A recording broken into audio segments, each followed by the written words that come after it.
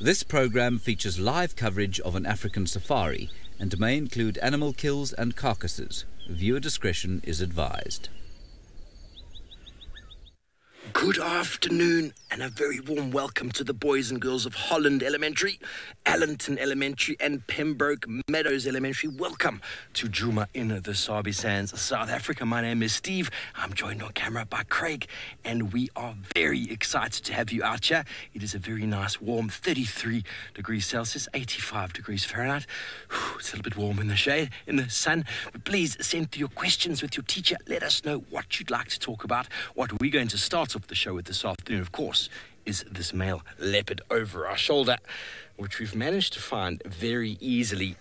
Thankfully, we are out on safari, and on safari we have radios. We have other people who drive around as well, not just us. They are guests that come from all over the world to see our wild animals. These animals are wild, untamed, and he is having a little bit of a nap. So anyway, we were called into the sighting as someone else found him, and this is our beautiful little Chief Hosana, who's going to have a nap. But anyway, we are not only coming to you from Djuma, we're also coming to you from Masai Mara up in Kenya.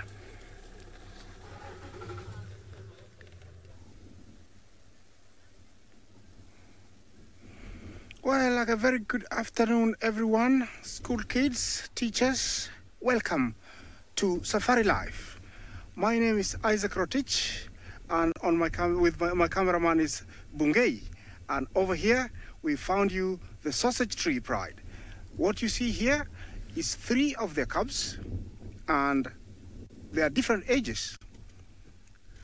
2 of them are 5 months, the 2 facing each other. The one standing behind the tree is 4 months.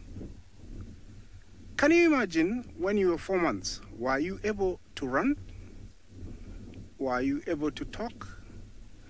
These guys run around, look, very different from us. Remember to engage us in asking us questions, as many as possible, about lions, and especially lion babies. Here they are called cubs. Very playful, sweet. Look at this. Looks like that one got a little bit tired and is trying to say, I don't want it anymore. But these 2 are still up to it. Very, very playful. Look at their bellies. They've been eating a lot. And that's why they are not very worried. Oh, the other brother has come back. Hey.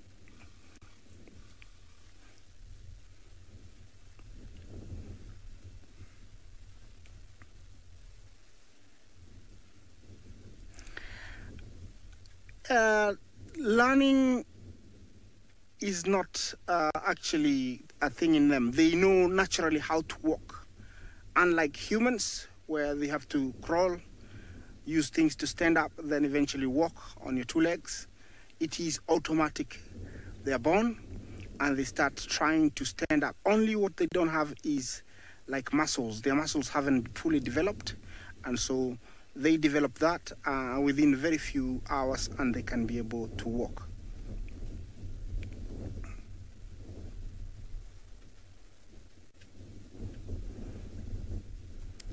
These 3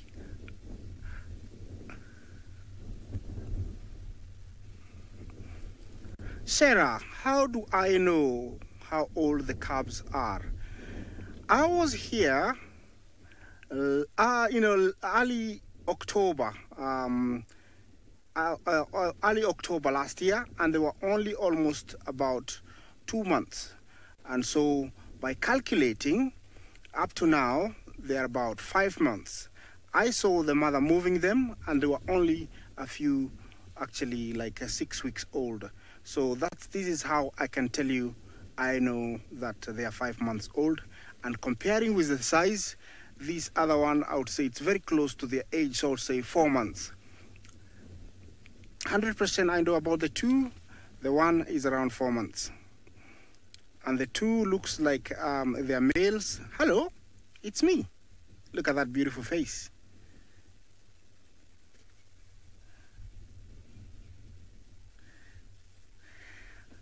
Susan, where are their parents? Good question. I just got here I saw them from quite a distance using my binoculars, so we made our way here. But for sure, when you see this edge of cubs, very playful like this, it means the lionesses or their mothers are not very far.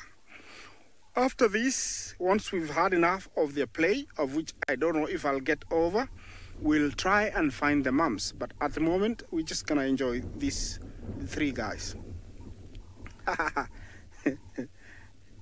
Yeah.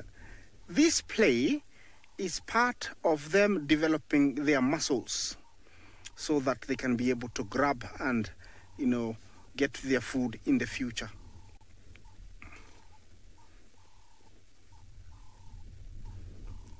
That bite might look very rough, but it's very gentle. They rarely, you know, like inflict serious injuries. Yeah, while I continue enjoying my little cubs, I'll send you to Jamie to say hello to you guys.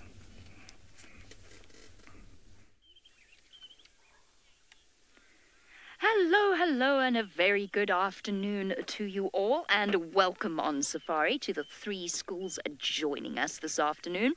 Now, you've seen a very pretty leopard, and you've seen some very pretty lions. I wanted to show you something pretty, but that's not the way that it works out on safari, and instead we're going to show you something that is, well, I think it's quite dignified in its own way, but isn't very pretty at all. And I'm going to tell you some interesting things about that particular bird. But first, so that I'm not just a voice that you're hearing, my name is Jamie, and this afternoon Sebastian is on camera with me, and I can barely see you because the sun is shining into my eyes. As you've already heard, it is very hot here in South Africa. Now, that is one of the reasons why that stork over there is covered in white. Now, typically, his legs, or her legs, are actually a sort of grey colour, but if you look really carefully, you can see they're almost white now, and you'll see there's lots of white on the tree as well. And that is because different animals out here have different ways of cooling down. So Hosanna is panting, and the lions in the Mara will also pant and hide in the shade, but the stork can't do that. He stays out in the sun, and then, wait for it, he poops on his legs. And that's the way that the marabou stork stays cool.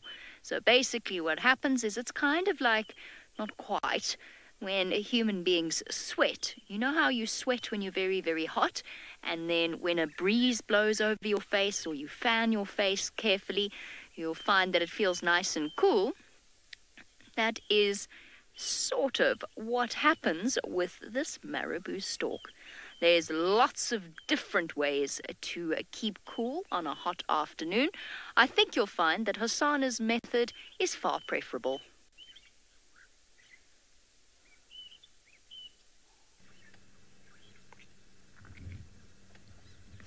Well, welcome back, boys and girls. Jamie's not far from us right now, and our little chief by the name of Hosanna has decided to put his head back up. And, well, marabou storks cool down by pooing on their legs. Leopards normally cool down by panting and also putting their feet up. But this young leopard has gone to a completely different level, and I've never seen this before. He's putting his tail in the water. Anyway, that is a very unique way of cooling down. I'm sure there are blood vessels in the tail, and I'm sure there's some cooling down that can happen there, but I think he's just being very lazy right now, trying to escape the heat, and his tail just happens to be in the water. You can see him panting very heavily with his tongue out of his mouth. It is very hot.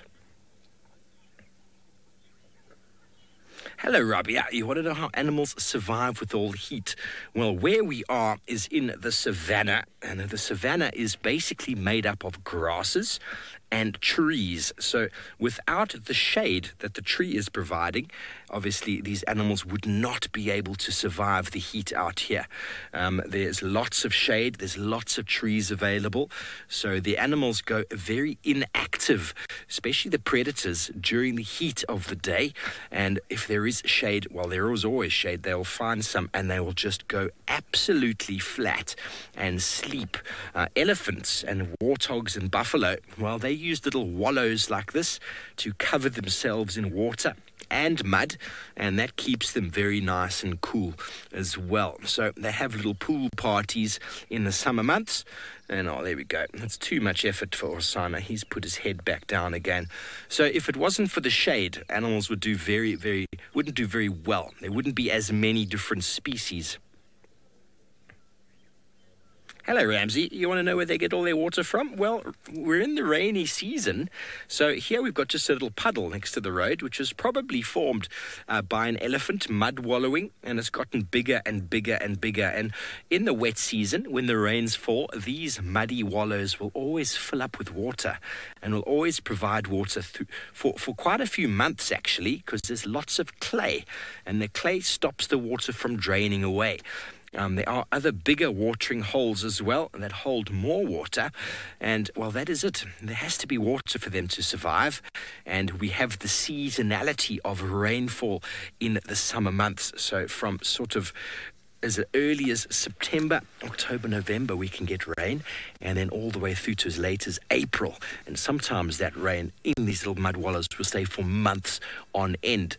This last year, it was almost gone. By the time December came, we hadn't had any rain and was looking very, very dire for the animals. But the rain has come back and everything looks to be healthy and green once again. But I wonder if our little chief is looking to do a bit of fishing with his tail there. It would be quite a neat little trick if he was able to catch a fish.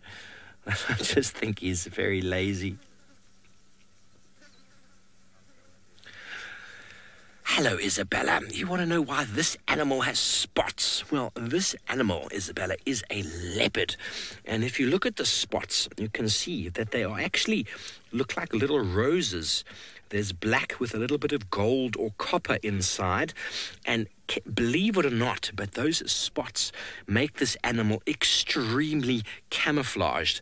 We are looking at him now with the camera. We know where he is, so it's easy to find. But if he was lying there in the thick grass or underneath the bushes and you didn't know where to look, well, you wouldn't see him. You wouldn't see him at all. Look at that. We've just panned out a little bit and he's gone, isn't he? So leopards rely on camouflage and stealth to get as close as possible to whatever food they want to catch. They like to catch small mammals such as scrub hares, impala, steenbok, lots of little sort of grazing animals, browsing animals. And so they want to get as close as they possibly can so that then they can launch a very fast attack. But if they don't get close enough, they'll never catch anything. So the spots are designed to help them get as close as they possibly can. And when they are young, when they are cubs, the spots help them to hide away from anything that wants to kill them. So very, very important, the camouflage. There's many, many animals in the world that have camouflage. Even people, when they go hunting, they wear uniforms or clothes that have got camouflage to help them blend in so that they can sneak around in the bushes.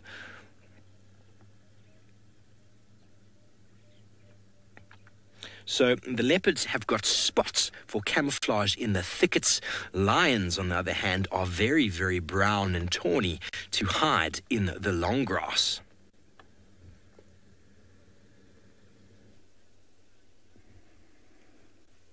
Here we are again, and these guys are still on it. Very, very playful. This is how they burn all the food they've eaten. I understand you were talking about camouflage. These guys, they might seem like they don't have any camouflage, but over here, most of the year it is dry. The grass turns into golden brown, and lions have got this tawny color or brown golden color. And when they walk in that long grass, they really, really blend in. I wish I had a picture to show you how they can actually camouflage themselves, but they can hide really, really well. Unlike leopards that are both in the grass and in the bushes, they have the rosettes. Here it's just one plain color, but it does blend in very well in the bushes and also in the dry season when the grass is all dry.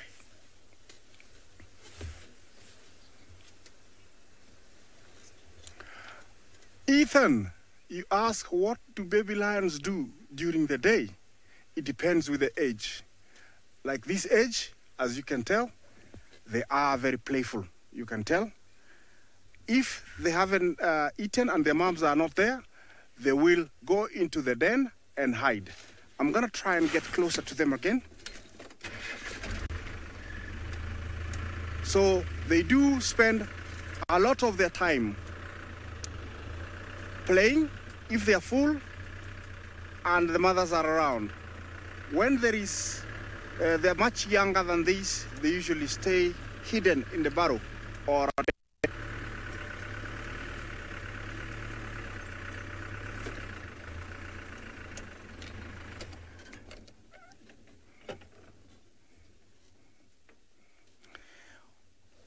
well, their mothers give them, you say that, you think baby lions are well behaved. Yes, they can be, and sometimes they can be very naughty. Sometimes when they get too thirsty, they have been known to get out and have a look if mommy is coming around. But most of the time, they stay intact until mommy comes back. But same thing applies. It depends with the age. When they are much younger than these, they don't come out as much. These guys are actually much more independent. They are animals that will actually run away from them. Unlike the smaller ones, other animals will attack them.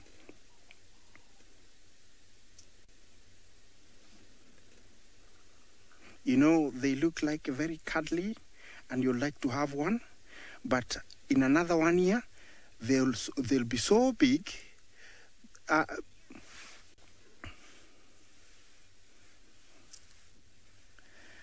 Tamaria, I think you say how many are in a lion family? They can be up to 4 with one female, but if it is 2 or 3 females, Ethan, if it's more than 2 or 3 females and they give birth to 4, you can imagine how many they can be. We have another family that has got about 9, but they are of different ages. So it depends with the number of young ones that the females give birth to, but one female can give birth to up to 4. Here, the one mother gave birth to 2, the ones you see on the right, and then another female gave birth to 1 on the left. You see they are different ages, but because they are cousins, they love each other. They play a lot.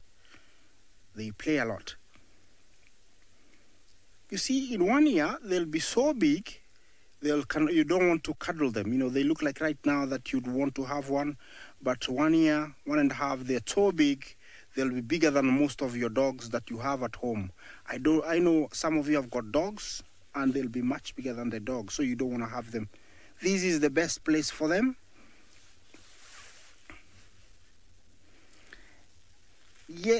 Does playing, teach them how to hunt? I think I got you right. If not, you'll have to repeat. But yes, it does help them in hunting.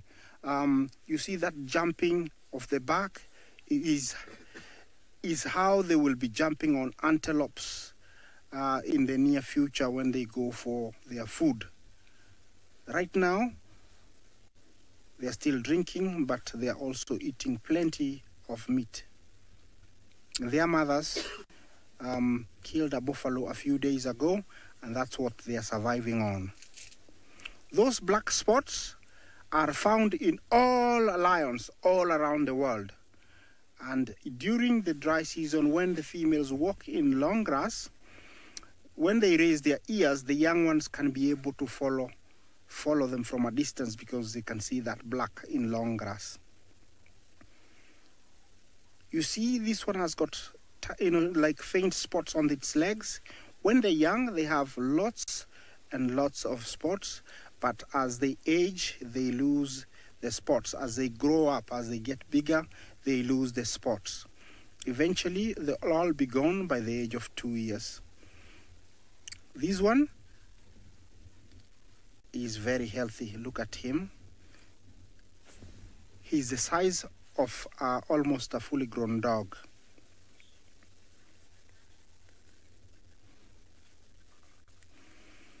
Yeah, while I'm still here, I'm gonna take you to Steve, who's got a lovely leopard.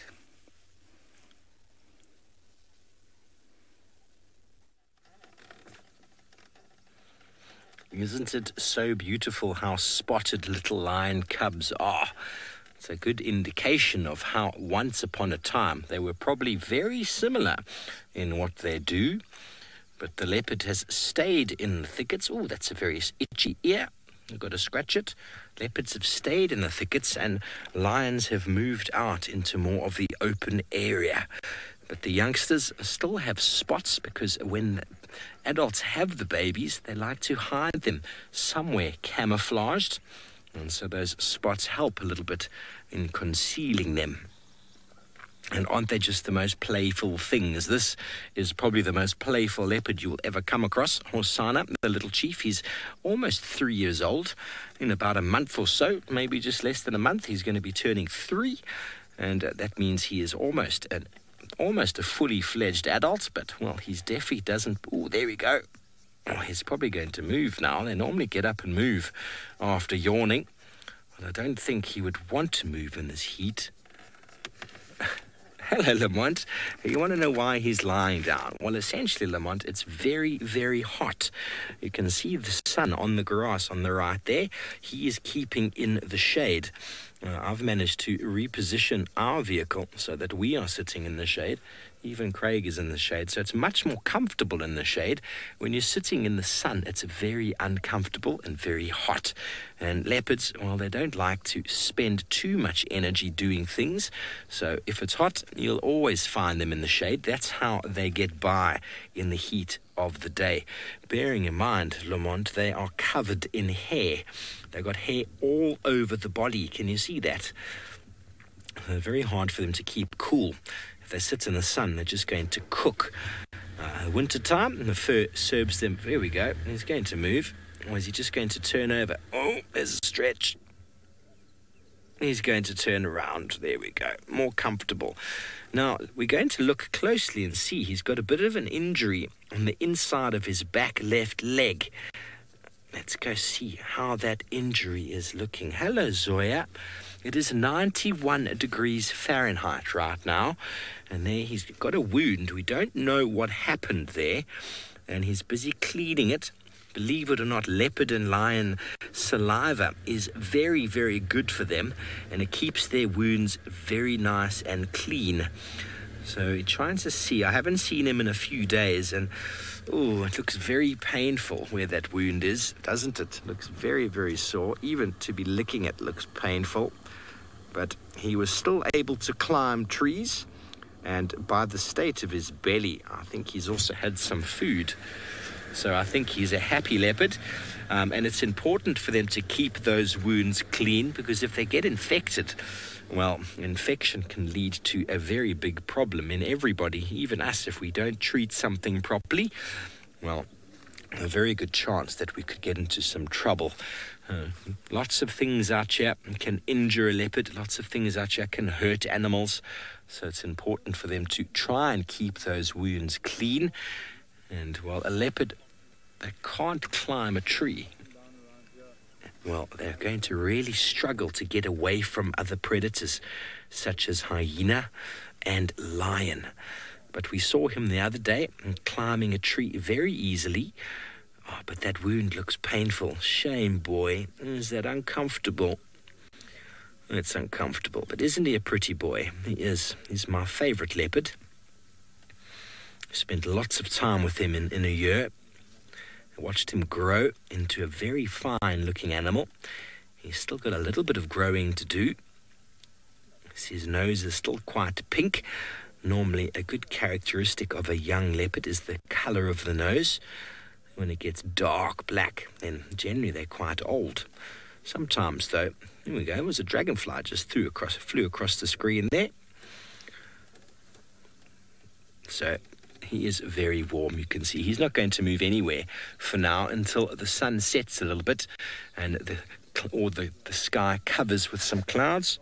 He's just going to enjoy himself. He's right here next to that little watering point, so there's no need to go really anywhere. He's definitely eaten something in the last few days. You can tell that by the size of the belly. And, well, if he's eaten something and there's water, there's nothing much else that they need to do. They don't have anything else to do. They don't have work to do. They don't have taxes to pay. They don't have rent to pay. He doesn't have to go pick up any kids from the school. He will go shopping. So the life of a lion and a leopard is very, very relaxed. Yes, I can't imagine Hasana doing his taxes. I think he'd probably be better at it than me, though. That's for sure. Basically, all they have to do is catch some food, and once they've caught some food, they just need to be able to drink, and that is life. Every now and again, though, they do encounter other leopards, and that is when the tricky stuff comes in. Obviously, if there's lions or hyena, all he has to do is jump up a tree, and he'll be fine. But if he finds another male leopard, well, that's when things can get a little bit tricky. Well, talking about other predators that might give Hosana a hard time, the sausage tree pride would definitely be one of those.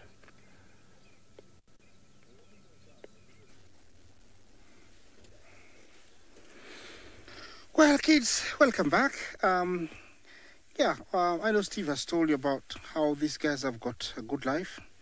I would say you guys have a better life. You know why?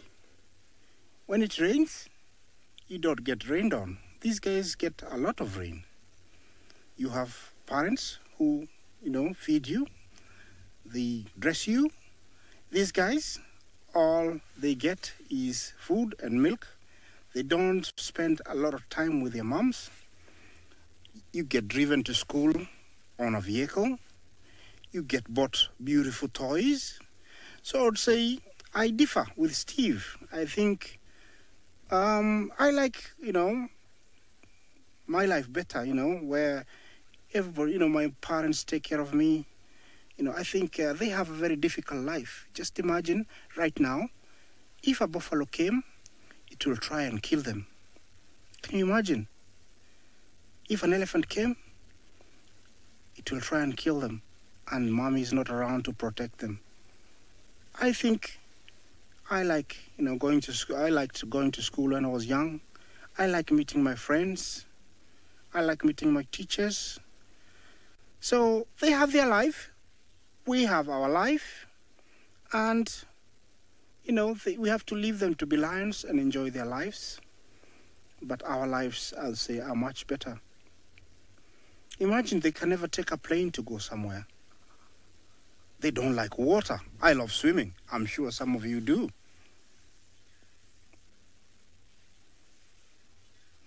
Vina, what do they eat? They eat meat. They are not vegetarians. They eat meat, and they need it every about 4 days. And like us, we eat every day. For them, if they eat one good big meal, then they rest and play like what they are doing. I think this is the only best part of them. When they have eaten and there's nobody attacking them, they play a lot. And I think this is where their life is good. Right now,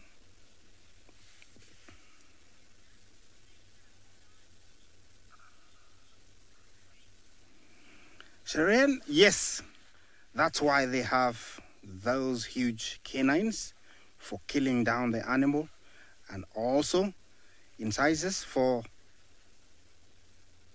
cutting the meat. They don't chew it, they swallow it whole into big chunks. Unlike us, we have, molars for chewing, and then we swallow.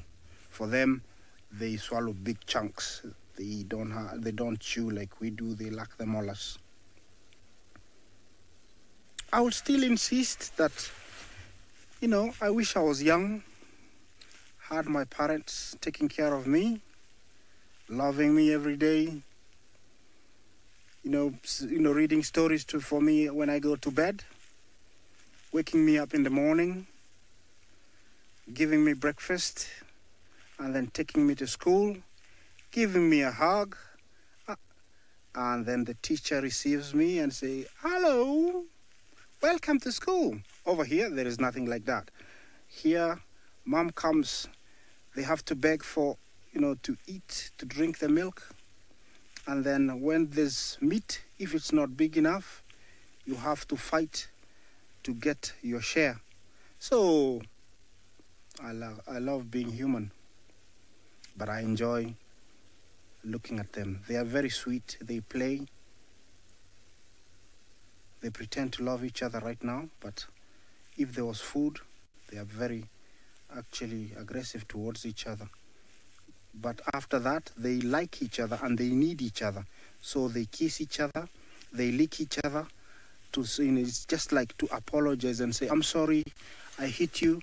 It was only because of the food, but I need you. Please love me back. Yeah.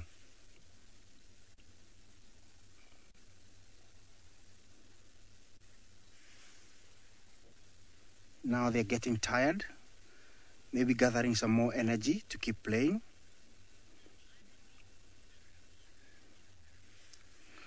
Okay, well, we're here with these little guys. I'm going to try and look for their moms. If not, I'll look for something else for you guys, and I'll take you to Steve with Sleepy Hosanna.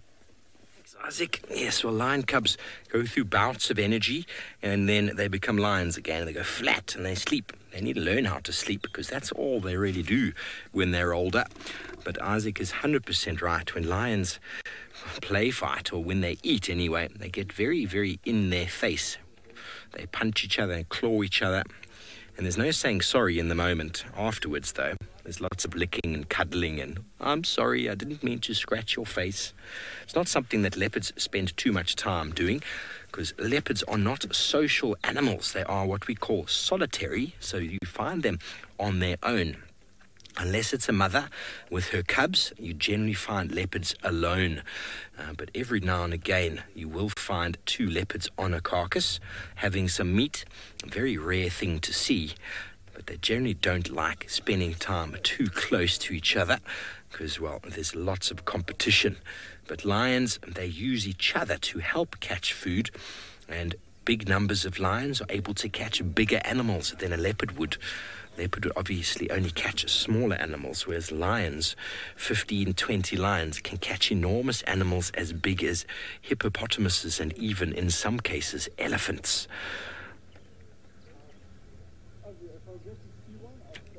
Hello, Austin. Well, that's a very good question about how do animals hide. Well, a lot of the animals out here are also quite camouflaged like the leopard. They might not have the spots, but they've got stripes on the body. Sometimes they've even got bits of fur on the body that basically change the shape of the body. I'm going to get my book out and I'll be able to show you exactly what I'm talking about.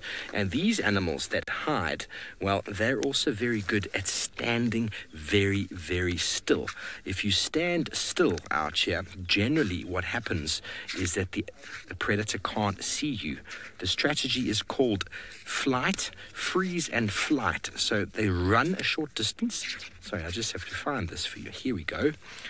They run a short distance and then they'll stand very, very still. Now, this animal over here is called a bushbuck. And as the name bushbuck implies, they live in the bush. And this is an animal that leopards love to catch. This is a female. You can see she's got some spots. She's got a couple of stripes over there. And there's a little bit of fur along the back over there. And when a leopard looks at this, you see these spots over here and the spots there and on the face, they make them blend in with the background. So what they do is they stand very, very still, and they walk very quietly, and we'll also look at how big their ears are. Their ears are enormous. So what they try and do is stand very quietly in the thickets, and if they hear or see a leopard, then they just, if the leopard sees them, they might run a short distance and then stand once again. That's what they do. A lot of the other animals, though, they will run. They run. They're very, very fast. They'll keep in the open, out of the thickets, and if they see a predator, such as a lion, well, then they run very quickly. And what they also do is they like to hang out in groups. Only the very small antelope hang out on their own or maybe with just a partner. Most of the other animals, they've learned to hang out in groups of more than 3, 4, 5, sometimes up to 200-300 animals in the case of buffalo. And in that way, hopefully the lion doesn't pick me. That is the way that works.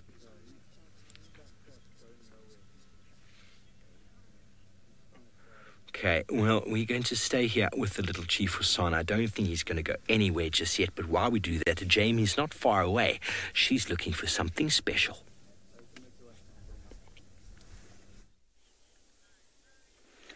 All right, so you have met Hosana with Steve. Now, I am actually looking for his big sister. Now, as is quite true to a lot of families, Hosana and Thandi have quite a tempestuous relationship. In other words, they sometimes get on each other's nerves. So there's a nice new word for you to learn. Now, Thandi is the older sister, which means that she's a bit more uptight. She's got a lot more responsibility than Hosana has. She's got a young daughter that she has to look after, where Hosana is a lot more laid back. If his tail goes in the water, he doesn't really care. If Thandi's tail went into the water, she'd probably growl at the water. And that is who we are looking for now. Now, of course, finding a leopard can be very easy, but it can also be very difficult. Steve's just told you about their camouflage. Now, it's hot.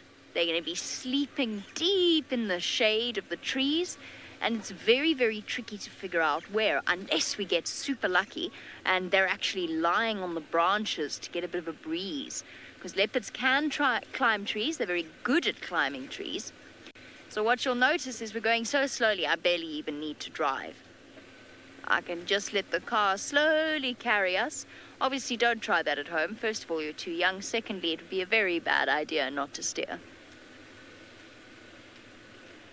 Shannon, you want to know how it is that leopards can jump so high. And boy, can they jump really, really super high. The reason is that they are built and designed for power. So something like a cheetah is quite slender and is really a short distance sprinter. They can move really, really quickly. But a leopard is built for strength. They can lift up their own body weight into a tree. So all that muscle around their hip area, around their backside, and their legs, of course, their thighs, and to be able to leap right up into the air, as well as to be strong enough to catch very big prey. So leopards are just designed very differently to something like a cheetah, for example. Now, the nice thing about going this slowly is if there's anything out here to see, I promise we will find it. Well, hopefully. Every time I look at a tree, I think that's a good leopard tree. But then it turns out to just be a branch that's lying in a strange way. Randy, you want to know if a leopard is a mammal. That is a very, very good question. So let's look at some of the characteristics of the different mammals. So when they have babies, they're pregnant with the baby inside of them. They then give birth and have young that are a little bit more developed. They don't go into an egg or anything like that before they're ready to be out and about. And they suckle their little ones with milk, or mammals suckle their little ones with milk. Now, a leopard does all of those things. It's got fur. There we go. There's an animal for us that's also got fur. Give me one moment. So, yes, leopards absolutely are mammals. Now, most mammals put a lot of effort into looking after their babies. That waterbuck over there, who's now hidden behind a tree because that's just how things work, that waterbuck over there probably spends about 8 months of every year caring for her calf. So in the beginning, when she has a baby, she will hide it away in those bushes, and it'll be tiny, tiny, tiny, and it'll sleep hidden away and curled up underneath the leaves. And then 3 times a day, usually around about that, Mommy Waterbuck will come back and she'll call, and it'll come out and get some milk. And then when it's about 2 months old, then it can start spending a little bit of time with Mom, because then it's ready to go running around. Now, Waterbuck also fight for their little babies. So they really look after them very well. If they see a predator, if they can, they will try and save their baby from something like a leopard or a lion. All right, well, talking about baby animals, I'm sure you're all super excited to see those baby lions with Isaac and Amara. So let's go see what they're up to now.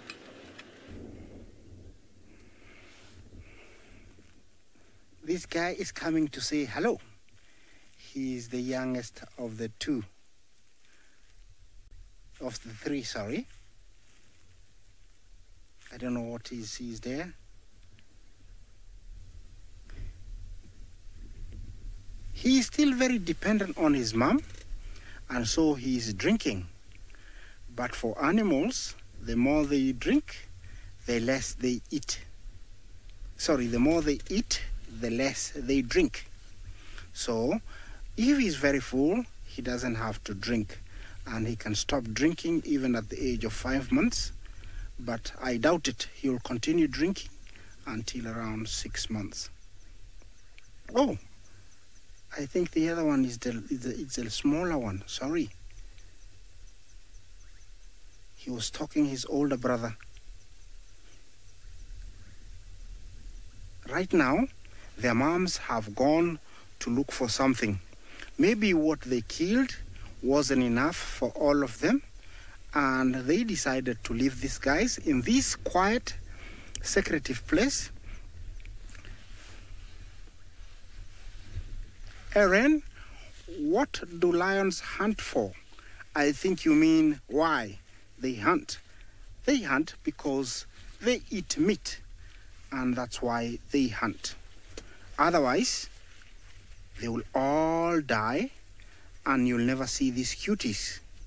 So, I know it seems or sounds very gross for them to kill another animal, but if the other animals are not killed by the lions, they will become too many and they will overpopulate the areas, and so you won't have anything for them to eat because they'll eat all the grass. So the lions are here to control the numbers. I hope you have understood me. Everybody here has a purpose, and that's why the lions are here. These guys, maybe of all the three, maybe two will survive. Lions are not very good mothers because it is said if there's nothing much to eat, if they walk away more than 5 kilometers, which is about, your football pitch is only about 100 meters. So you multiply that by many times, like 100 times. If they go away more than that distance, then they might not come back because it's too far. And it means it's the end of life for these guys. So, another thing, I think my mom will never, or your mom will never leave you to starve. That's why I also like my mommy, and I hope you like your mommy because she will never leave you. But these mothers, they don't walk very far. The mothers of these three, they don't walk very far because we know them. Yeah, they don't go very far, and they'll be coming back soon. So I'm gonna leave this place because it's getting dark, and I don't want to get stuck because it's rather rocky here. So I'm gonna link you back to Hosanna with Steve. I don't know what's Hosanna doing. Is he still sleeping? This afternoon about lions. I hope, boys and girls, you've enjoyed learning lots about the big cats that we have on the African continent, and that maybe you have a choice which one is your favorite now between lions and leopards. They are both very special creatures. And I am sure next time you come and join us again, you will have lots more questions. And keep learning, keep up with good work, and have a good day at school. And we will see you next time.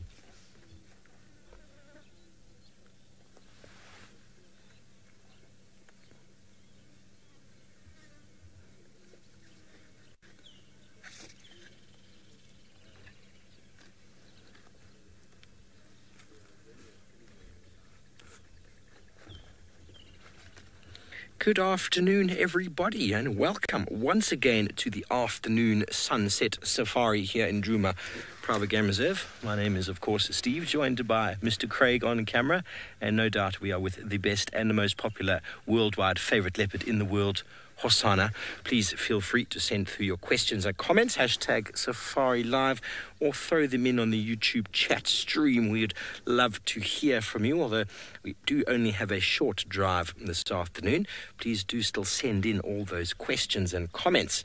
I know Jamie is spending the afternoon trying to follow up on all the action that Lauren was amazingly able to find this morning.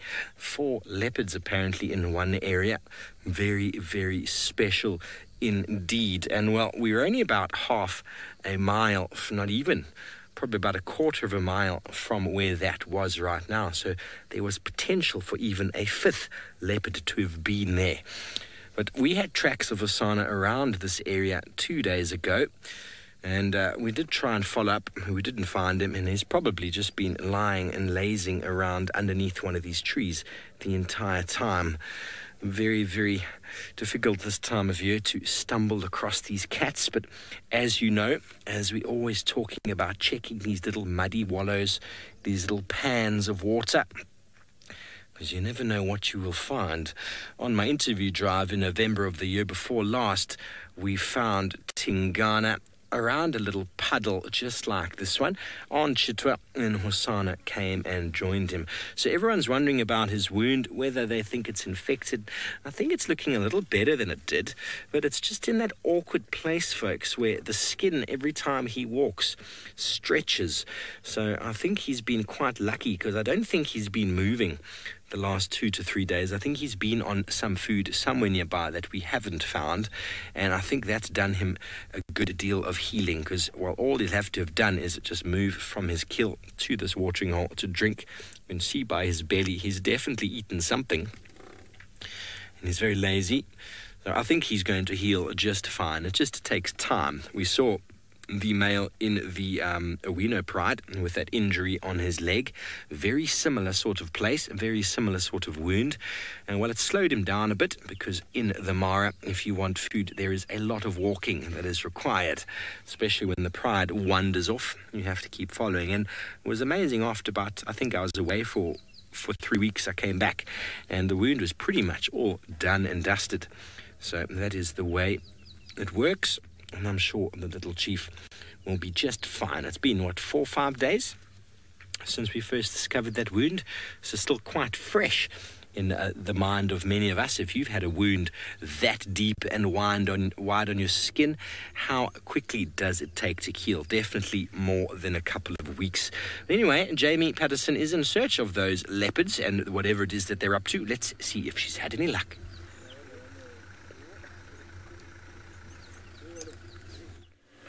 I'm looking for any one of the 4, really. That is what I'm doing on this glorious afternoon. So, hello to our regular safari viewers. Not, of course, that anything else is irregular, but you know what we mean. We couldn't think of a better word other than regular. So, good afternoon. My name is Jamie. This afternoon, Sebastian is on camera with me, and in the back is Lauren. Lauren is here for a couple of reasons, one of which is to learn all about the drone later tonight, because of course we will be doing drone test, which means we will be finishing an hour earlier than normal. She's also here to recount to me the tale of her morning. I was actually watching, where she had Tingana mating with Tundi.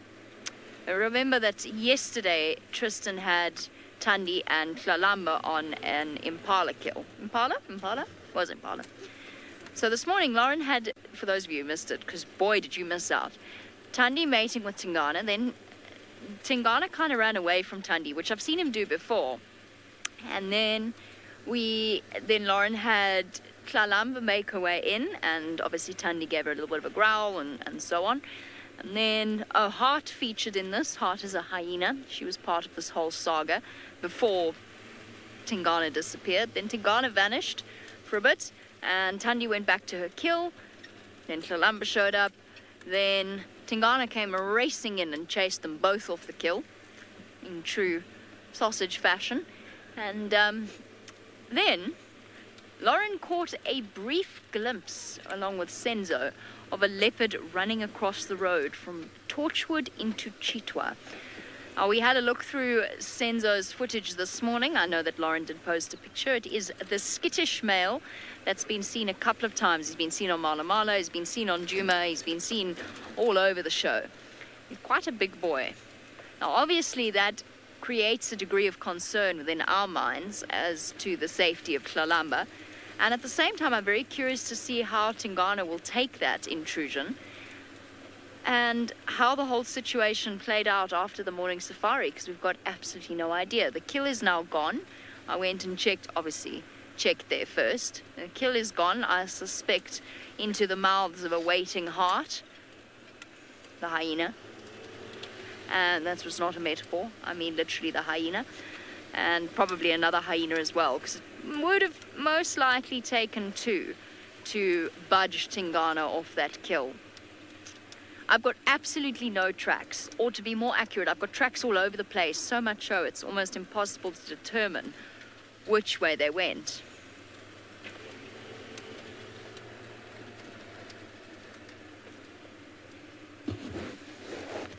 Paula, you want to know how Lauren figured out which individual that leopard was? Do we have an ID kit of the skittish male? We don't. Fortunately, we have James Richard, who confirmed it for us. We did see him and we did suspect it was him. Usually it's a little bit of a process of elimination, okay? That's not Hosanna. It's not Hukamuri. Hukamuri was on Arathusa, quite far away. It was a process of elimination. Okay, it's a male. We've got an unknown male. It's not a male that we're familiar with. It's not Quarantine, who is also a potential contender in this whole situation. But James Richard was the one who clarified that it was the skittish male. We will put together an ID kit for him, because you're obviously seeing him more regularly, with what little information we have about him, so that in future we'll be able to recognize him. But he's very distinct, squat. He's got a sort of low, powerful build. The other question, of course, is whether or not Tundi is truly an estrus or isn't. Emma's agreeing. She agrees that he's quite staunch, a sort of Tom Hardy image. Perhaps that's what we should call him, is Tom Hardy. I'm going to fall into James's trap. Disclaimer, not his real name. His name is not Tom Hardy the leopard. What was I talking about? Oh, estrus. Now the next question is it a true estrus in Tundi's situation or not? And if so, which male is she going to choose? Is she going to stick around Tingana because the females in estrus follow the males? Or is she going to try and butter up the new man?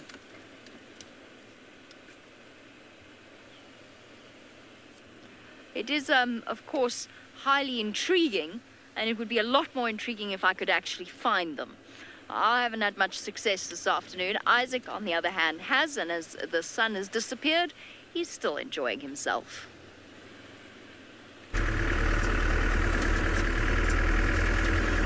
Well, welcome. It's me again, Isaac, and Bouguet with the camera. We're on infrared. That's why I look so funny and different. I'm actually very normal. It's not only the color, the camera changes the color. I'm in the Sausage Trees Pride territory. We saw 3 of the cubs, but they're in a very tricky area. I didn't see any of the females, and I think they are not very far off in this area, and we're in search of them. I have to really concentrate, because over here yesterday the heavens opened and it's very, very wet. I'm on 4-wheel drive, low ratio, because here if I snooze, I lose. I have to be very extra careful. Help is very far away. Camp is around maybe 17 miles away. Today at least there's no rain. It went to the right and past us. I think we need a break, because the last 2 days it has pounded. It came down on us. I remember yesterday I had to stop because I was caught in the middle of the hail. I felt that the car was gonna fly because of the wind. And then, it stopped after about half an hour. After half an hour it stopped, and then I managed to get home, but I was soaking wet. All I did was dinner and straight to bed because I was very cold.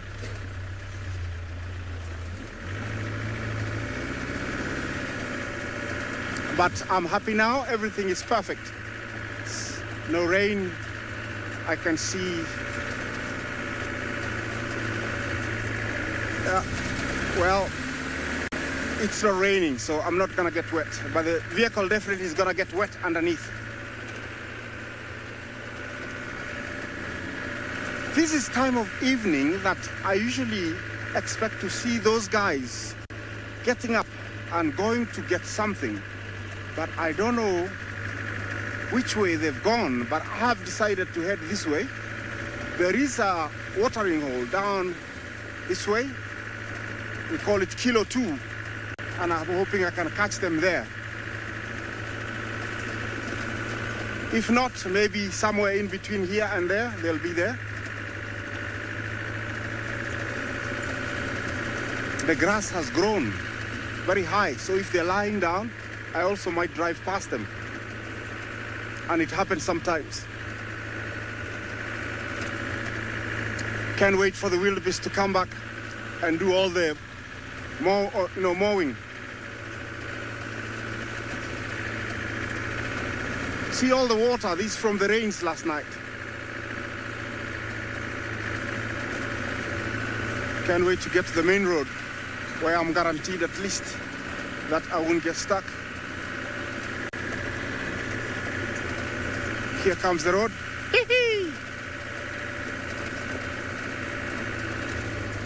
And now I can get off low ratio for better driving. Look at this. I can't tell you how happy I am to get out of there.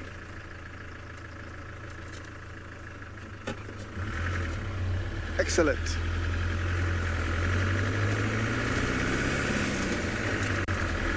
It's getting cloudy. Maybe tonight we might get a little bit, but I don't mind if I'm in my tent and sleeping.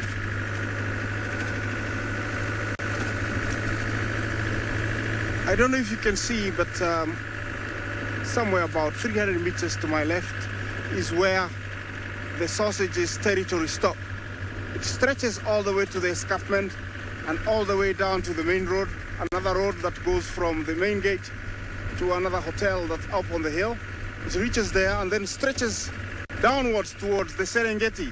So these were coming towards the edge of their territory, and you never know, we might get to see them before we finish, because I don't think they want to be out of their territory. Oh, who is this? Oh, they've gone off. Like time of day when you see, hyenas.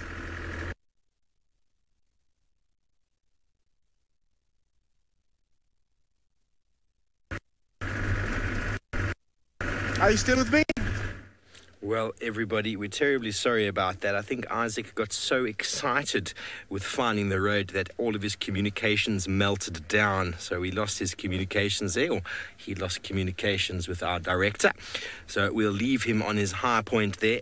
And I must tell you, that is one of those feelings that when you've been off-road for a little while, and especially in the Mara when the grass is so long, you try and make a straight line just to get back.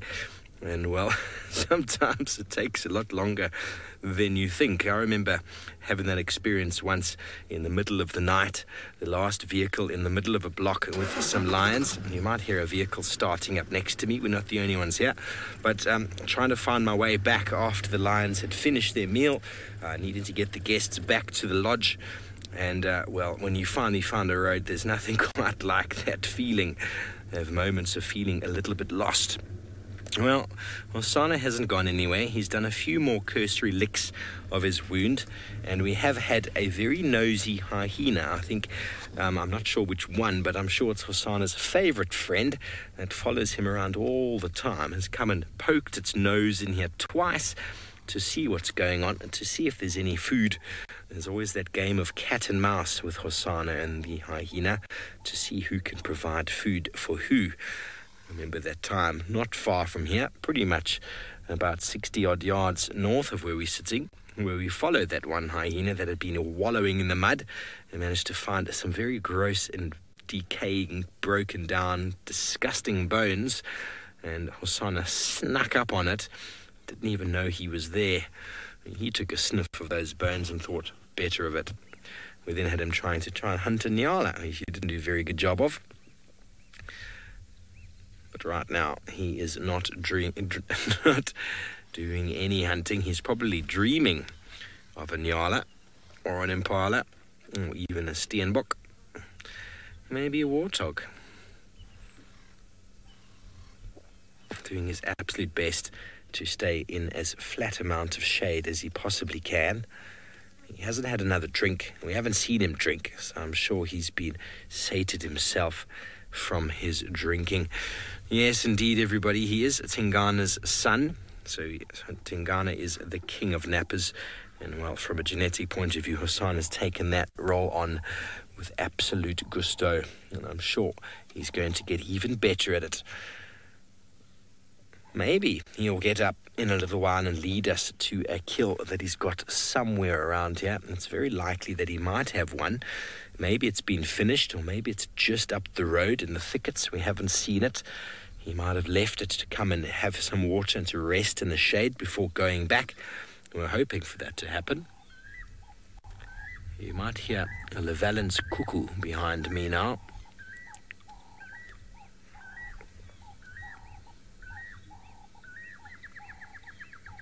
As well as a Cape turtle dove.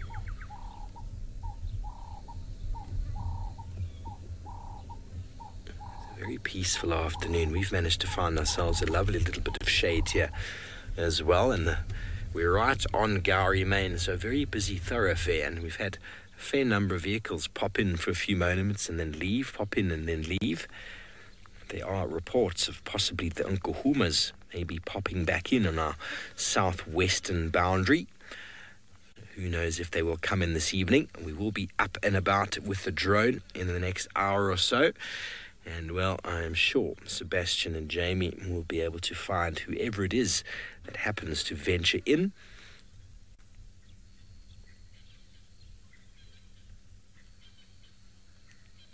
Well, it happens to be Jamie not far away from us. I'm not sure what updates she's got for us, if she's managed to find any of the leopard trio, duo or quadruplets. Let's go and have a look. I weep for the fact that unfortunately where we are, the drone is grounded. It is not allowed to fly. Seb has temporarily forgotten how to fly the drone. He will only remember at 6:45 this evening. My gut feeling is dragging me back towards a river known as the Mulwanini. So it is the cousin to the Mulwati, which runs through Djuma. It's basically the biggest river system that runs through Torchwood. By river system, I mean a dried up stretch of where water would flow if we ever had normal rainfall, which appears to be out of the question. All the puddles are drying back up again. It's just, we started off with such a bang. We had such nice rain, and now all of a sudden it's gone again. And a normal December for me in the Lowveld is a storm every second night. It doesn't have to be a huge amount of rain, but 10 mils would be great every now and again, just to keep those water levels topped up. It's not what we're getting though. All of a sudden, it's gone back to hot, dry, and no rain. I know it drizzled 2 days ago, but that was nothing to write home about. When I was a kid, I always thought that when people said it was nothing to write home about, because obviously we still wrote letters when I was little. I mean, we did write letters and the postal service did still function, which it doesn't really anymore. But I always thought that it was nothing to ride home about. I assumed it was even, it was back in the day when people just went around on horseback and that they would ride home to tell their parents their news. That was what I assumed people were saying. It's also because South Africans are shocking with vowels and hard consonants. So I thought that it was not right, but ride. thought it seemed like a lot of effort, but then that made sense to me. If you were going to ride home for something, it better be good.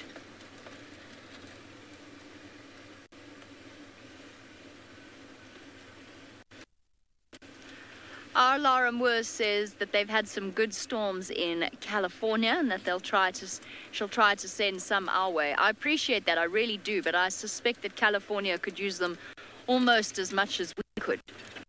It has been a really rough time over the past few years for California. You know just what we're experiencing here in this area of South Africa. And of course, as you know, it's something that hit Cape Town as well, very, very hard.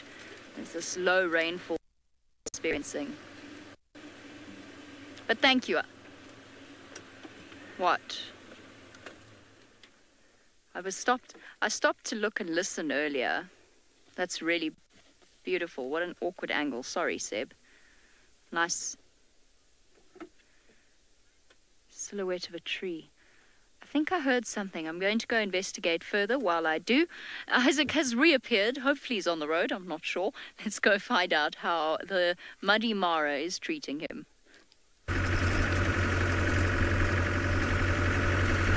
Yeah, I'm on the good road, and it's much better. Try to drive on. We're not very far off from the dam, and who knows? Although there is water everywhere, we're just gonna take a peep and see. There might be elephant or anything else, you know, over there.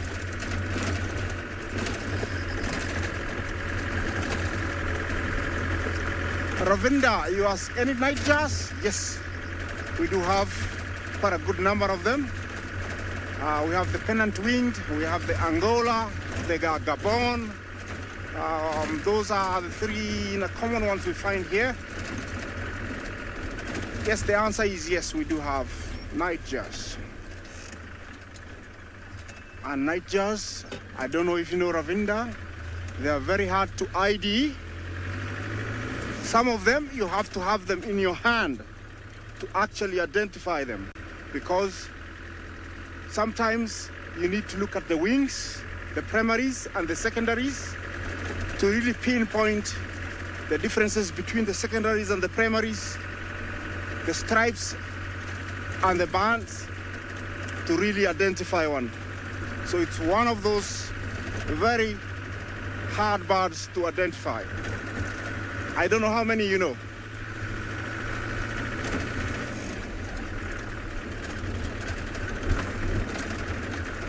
Sometimes we find them on the road, and you have to be really careful not to blind them with the lights.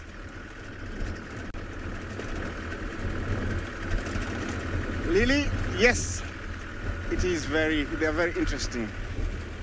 Over here, I have some ellies. I think I'm gonna stop and see how they look with our infrared lights. There is a very tiny little one, and shortly you're gonna see him. He's gonna come to, to life. You see them? It is dark here, but with the help of our beautiful, extra powerful lights, we are able to see them. Look at that. Quite different from our normal, colorful day. Brings a little bit of different looks to elephants, what they're doing at night. Look, the twitching of the tail tells me she's not worried about me, and I'm happy for that.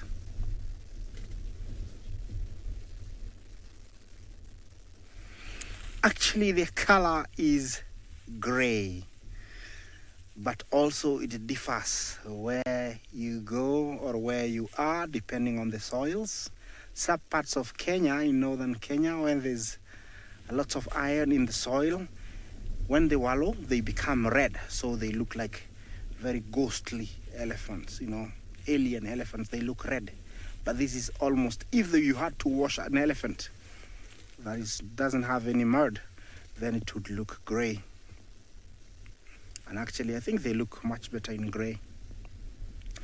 This guy looks like he started using his trunk. I would say he's less than 6 months. I would say, about 6 months. And he's already very, very, you see,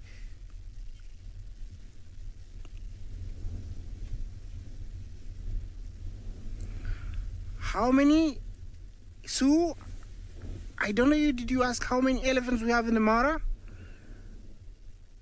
If it's that, I would say about plus minus 400, something like that. I would say, we do have. Oh, sorry, species. It's only one, and the only one. There's no other. The African elephant. Latin is Loxodonta africana. I don't know why this guy doesn't want to turn around, but I don't know if you notice, he went down on his knees, the little guy, and tried to grab the grass. This tells me that, if you could go back to that little guy, please. Yeah, this guy. Just watch him a little bit. You'll see that he will go down on his knees and grab the grass. That means he hasn't fully, developed all the muscles in the trunk. Maybe if I move forward a little bit, we'll have a better angle.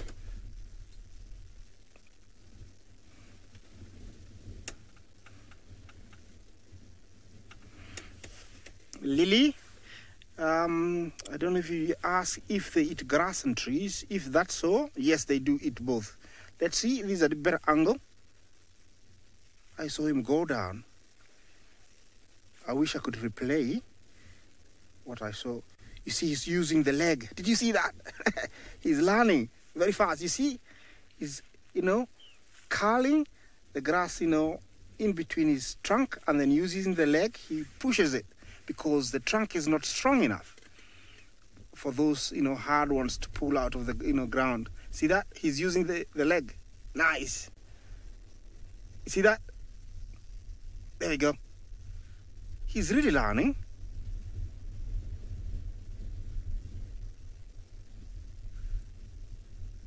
Wow. Yeah. Okay. He's still very dependent on his mom's milk. But this nice green lush grass is like spaghetti, so it's easy to eat and digest. But every now and then, he will eat his mom's droppings. It might sound very gross and something that you'll never think of, but they are elephants. Well, I don't think I want to finish that, but let me send you down to South Africa, quite a long way, where we have Hosanna, who is still very fast asleep.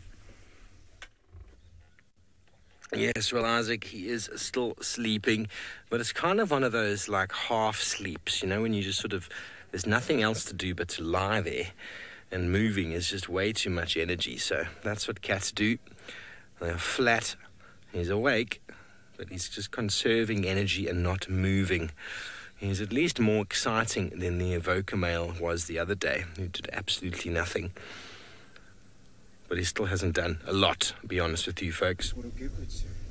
Hoping and waiting in anticipation. The temperature has really dropped a few degrees. There we go.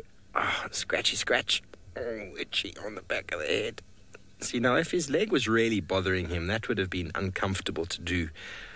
Time for a yawn. No. Yeah, scratch on the head. Ooh. Cats love scratching over there. They love being scratched over there, should I say. And Osana is just a very big pussycat.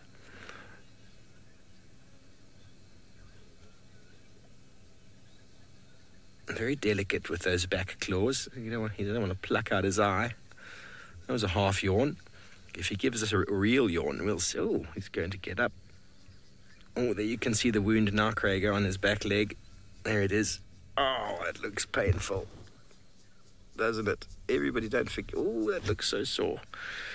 Don't forget, everybody, this is interactive. We are live. We'd love to hear from you. Questions, send them through, or your comments. #SafariLive.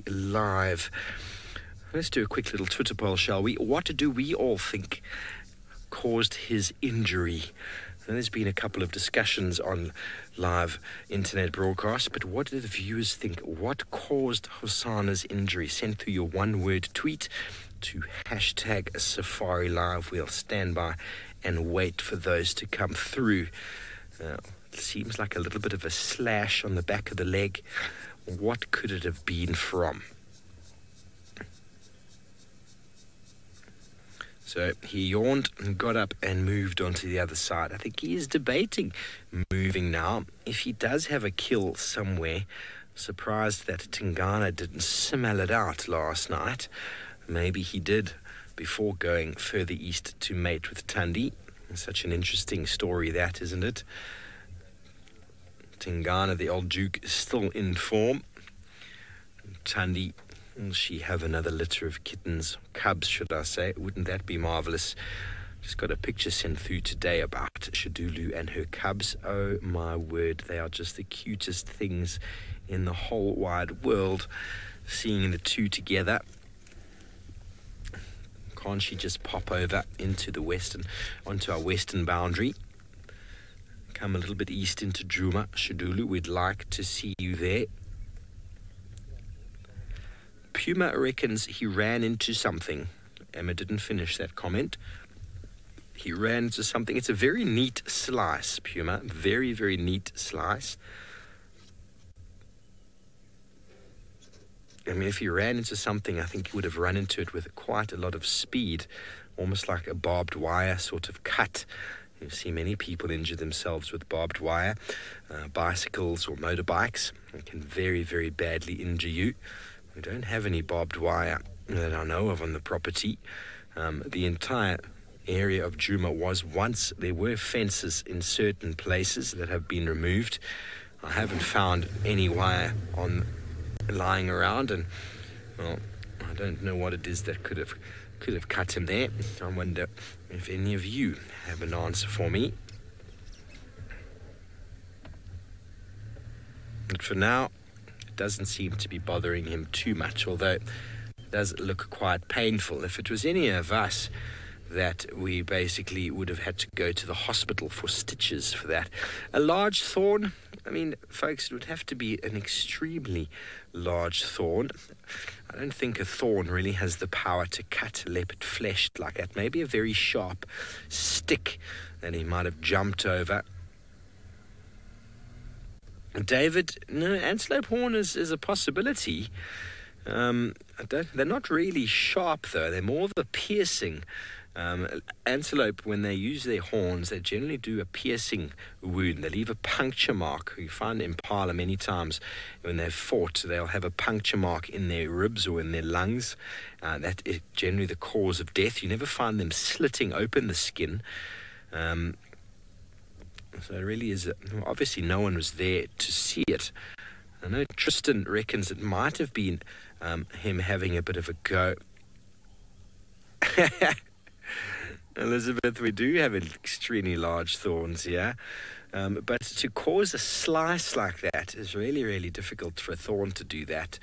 But Tristan seems to reckon it was maybe he tried to tackle a warthog. That's the kind of wound a warthog would leave. That very, very sharp cutting motion of not the top tusk, the bottom tusk, that bottom sort of incisor that just rubs against the top one. That one would leave a very bad cut, could often very easily disembowel a predator. It's the purpose of those tusks. Predators know that they're dangerous. I've never seen a warthog tusk mark on a leopard before or on a lion. But definitely you need to upgrade to a certain level to be able to catch a warthog. As we know, Tingana and Hukumuri are both at that level. No one has yet found him with a warthog. Okay, so 69% of you reckon it was a warthog. And I'm guessing when you say warthog, you reckon the warthog tusk. Then a number of, I can't remember the number. I mean, you rattled off 4 numbers in my head there. It's hard enough for me to remember 2 at one time. The next highest number was possibly a leopard. And then the third on the list was a lion. I think I've already said 69 for warthog. I don't know what you said for leopard, or lion was the smallest amount. So, I mean, I initially thought it was possibly maybe a wound from him running away from another leopard, catching him in a bit of a wound on the inside of the leg there. It's very hard to say. And then 10 for a leopard, and then 6 for lion. I think a lion, there would be far more to go with. But very good. And we've all got similar sort of ideas. None of us were there, no eyewitnesses. I'm going to have a quick interview with him just now and find out exactly what happened. I'm sure he'll be able to tell me. I just hope I'll be able to understand what he says. A sharp, jagged stick on a tree, maybe, as he was jumping up, or falling down, even coming down a tree. It might have even been a stick. But anyway, one thing we know for sure, it was not the tusk of a big elephant.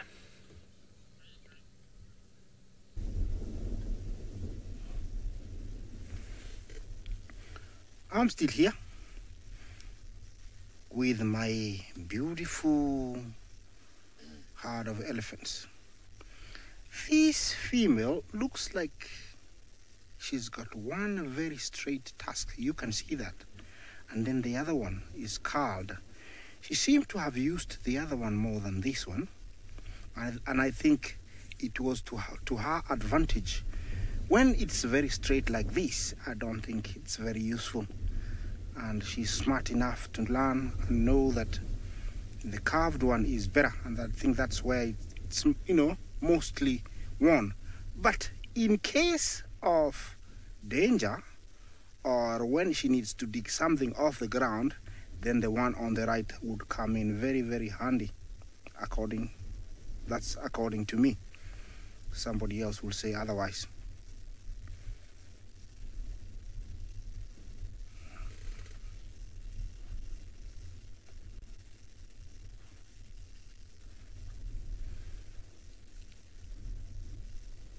Ivy,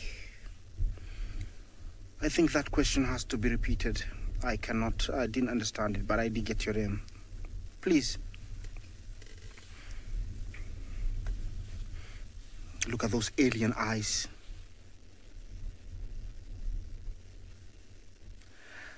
Ivy, do they do exercises with their trunks? No, I don't think you mean going to the gym. They do that other kinds of exercises, moving it around, it's already an exercise, like wiggling it around. For a young one, it's already an exercise. The mind telling it that you need to grab, that's already, an exercise to it. And grabbing something is exercise. Oh, I think we'll have to have an extra Olympic-sized gym for them to exercise. Those weights that nobody would ever even think of lifting. You'd have to have trains. You have to see them lifting trains and aeroplanes. That's the kind of gym they would have. Remember, it's pitch dark. We're using our special lights, infrared lights. But if they go further than where they are, I might lose them. But they're comfortably about 70 meters, which is around 210 feet.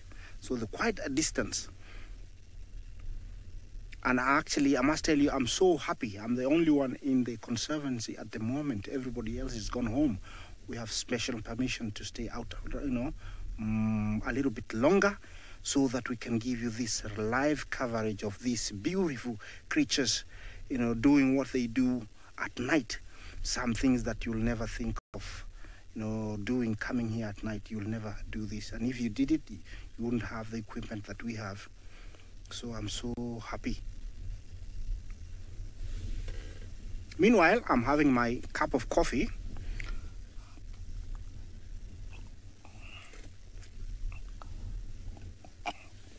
Somebody else is having a beautiful sunset. I'm gonna take you back to Jamie, who's enjoying his sunset, and I'm gonna try and make my way out of this place and see you down the road.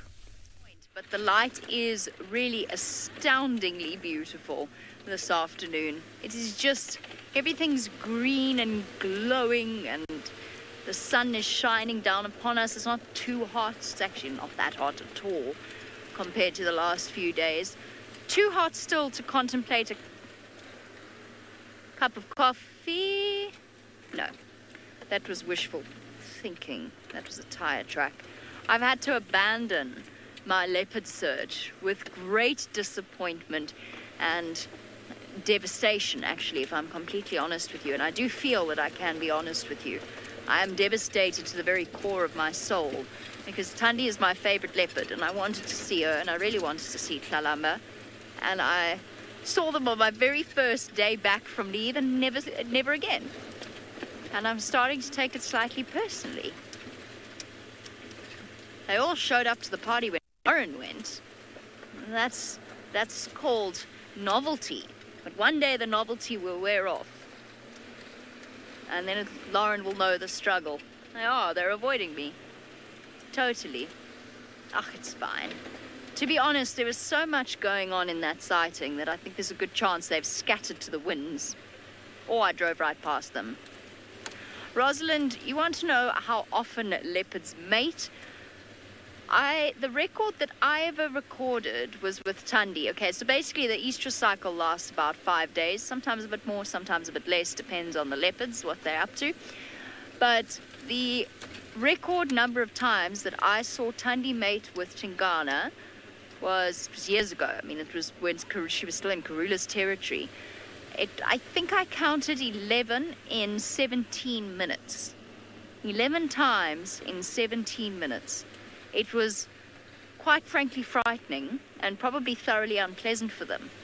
And it went through a stage where poor Tingana, no matter where he went, would bump into a female in estrus. As soon as he finished with one, the next one would start her estrus cycle. It was actually hilarious. I'll tell you about that in a sec. But typically you're looking at an average of around about once every 15 minutes. When it's hot, they don't mate as often. When it's cold, they will mate far more frequently because they can. It doesn't require as much energy or overheat them as much.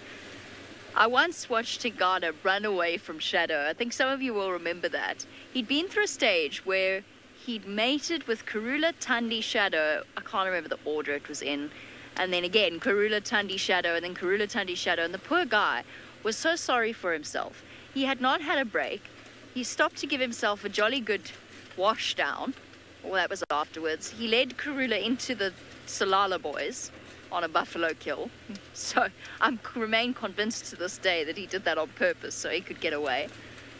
And then once he got chased up a tree by the Nkuhuma lioness, and he then climbed out of the tree eventually, after looking very woebegone, very sorry for himself. And then Shadow came out of nowhere and ran up to him, full of enthusiasm, and he just looked at her and he just bolted, pew, as fast as he could away from her. And she stood there with the most human expression I've ever seen on a leopard. It was the combination of rejected and sheer shock that she had been rejected. She just stood there and then went running after him. Wait! Tingana, love me! Desperately. I mean, it was really sad. I wanted to give her some advice about chasing after men.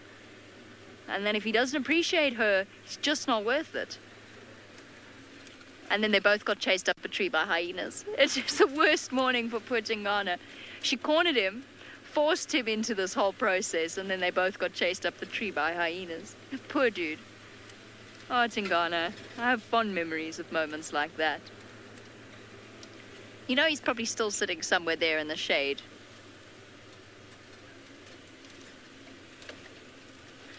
Of course, we're full of wisdom. If only we could impart it to our various characters. For Thandi, I would give her certain advice. Shadow too.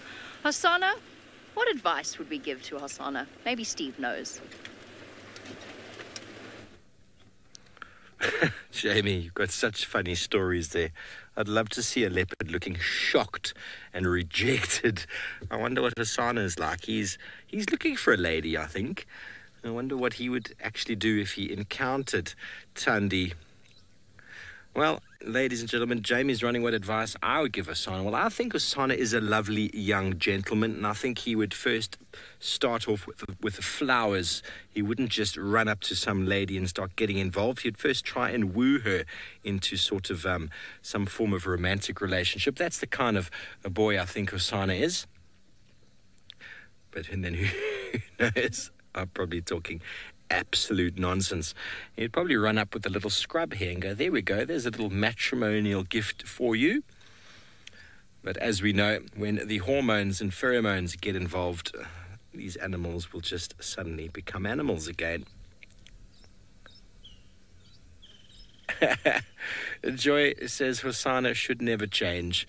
Joy, regardless of what might happen, I don't think Hosana's ever going to change. He's always going to be this fun-loving cat. But I'm afraid all boys that I've ever known, girls entering their lives, there's always some form of change that happens, and especially with their friends, you know. Guys, can't help ourselves. Women have some form of control over our lives, and that is just the way it's going to be. And I think it will be the same for Hosana once he meets that one lady. And once he is ready for all of that sort of business, I think we're going to see some changes develop in Hosana as obviously the testosterone with the pheromones mixed in the air starts to really influence his behavior. Now, Jamie suggests he should just stay young, never grow up. It's inevitable, I'm afraid. And hopefully he maintains his awesome manners. Well, we got him drinking for a few moments, and now he's gone back to do exactly what he was doing before. Well, we're still hoping that he's going to get up and guide us somewhere to where there might be a carcass stashed in the tree. And who knows what will happen, you know, folks. We're not far away from where all those leopards were. They might be on their way here as we speak. But in the meantime, back up to the Mara with Isaac and some elephant.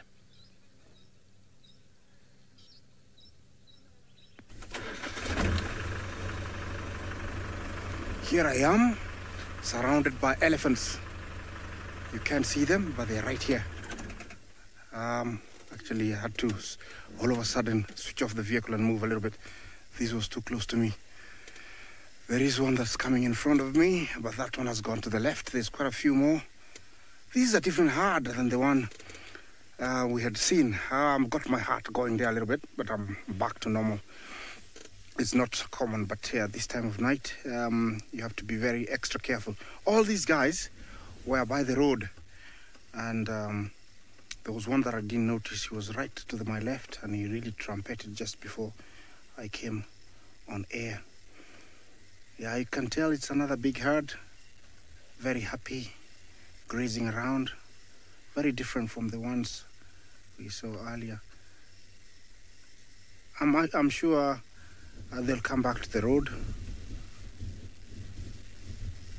And the others are actually on the road in front. I'll move forward. And you'll see there's a few more in front of me.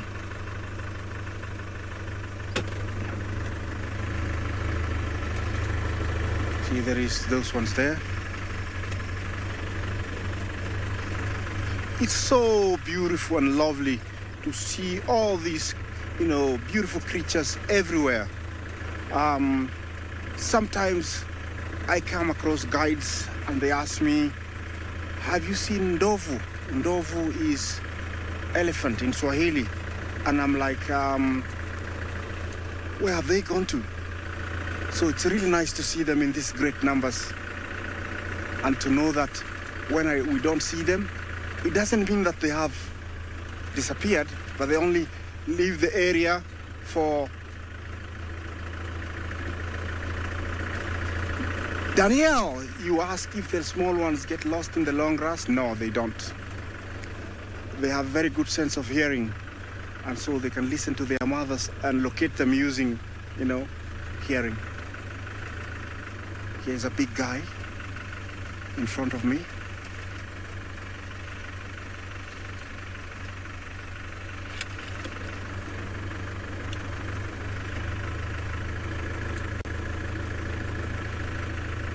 Now I can't see is a problem now.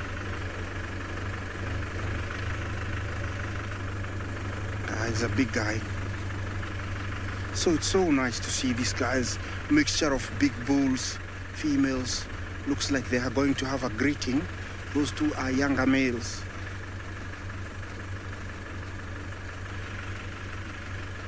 I don't know what they are discussing. It's like, is that you? Is that you, bro? I'm gonna stop in front here.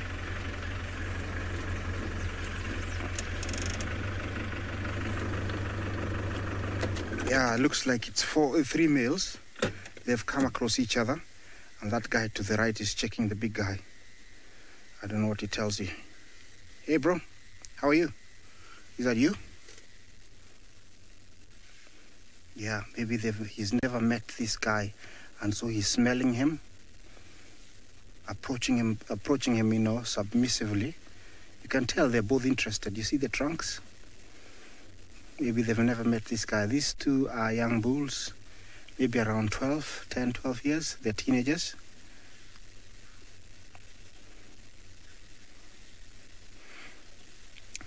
And how is an elephant night vision? I would say in proportion to their head. You see how small it is, the eye? I would say it's poor. They are much more dependent on smelling and hearing at night.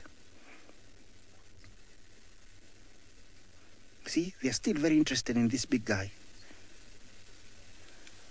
Let me move forward a little bit so we can see the big guy. We can't see him very well. It's hold tight.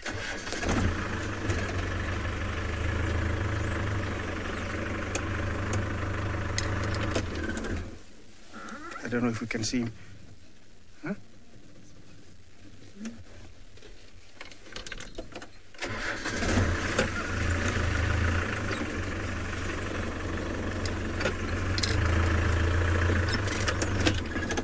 Yeah, and you can see now there is something going on here. They might be asking him, hey, who are you? We've never seen you. Where have you been? Are you my father? No. Maybe he said that. No, but you can tell they're very interested. The two. They've stopped eating, but the guy to the right has started eating, but the guy to the left is still asking questions.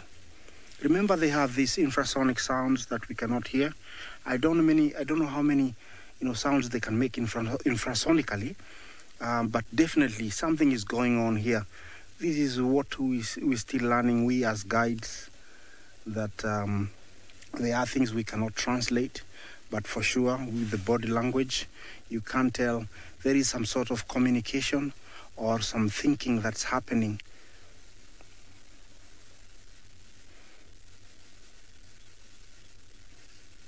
Okay, he's decided that he doesn't want to ask more questions and move on.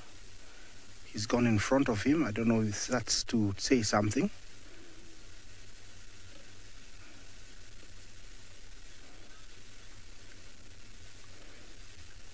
What's going on here?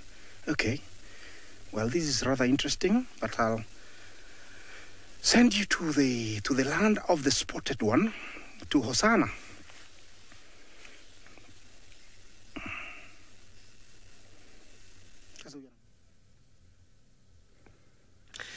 Well, awake is a word you could use. Isaac, I'm sure you're having so much fun up there with the elephants. Elephants are one of the best things to spend time with, especially when they surround your car. For now, Hosanna has done not much, but that's okay. We are still hoping that he's going to decide to finally get up and lead us. I wonder, what does everybody else out there think? Should we do another Twitter poll? Does Hosanna have a meal? I don't really know how to do this Twitter poll, Craig. Does he have a meal? And if he does, what is it? Does that work? Craigo? Okay, well, there is a hyena about to come in on the right-hand side, folks. Let's have a look. Prepare yourself for a little bit of an action here. A hyena is coming right up to him. Here he is.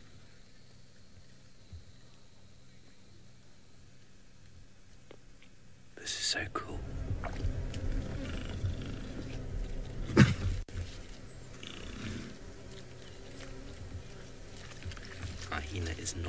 more concerned by Hosana. I think the hyena thinks he's got a kill somewhere.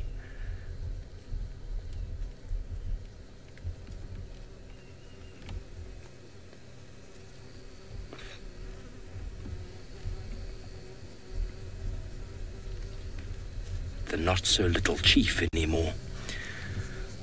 Hello, hyena. You going to come right up to me, are you? I don't have any meat for you. Such funny things, aren't they? What are you smelling? Imagine you had a nose like a hyena. I think life would be very complicated. Joy, the hyena is fearless. I think it just knows its boundaries as well. It knows that Hosana isn't going to risk a confrontation. There's no meat involved here. It's just one of those close predator encounters. And, Hosana would also, he'd have to, if he did get or close that gap between himself and the hyena, he'd maybe get a smack or two in. But if that hyena bit him, well, there's bone-crushing power in that jaw. So both animals know that neither of them wants to exchange blows. And if Hosana was upset, he would be up a tree, he'd be gone. If the hyena wasn't too sure, he wouldn't come too close. But I don't think the hyena will do that or be as brazen with the likes of Tingana, that's for sure. Leopards definitely develop a reputation, and we've seen Hosana developing his own reputation with the hyena over the last many months. He went from a skulking predator who gave away every kill he had to a predator who's actually willing to challenge and stand his ground. It takes time. And there we go. The tail needs a good licking. Don't ever forget to clean the tail, folks. It's a very important element of your grooming in the day. He's started to get active, folks.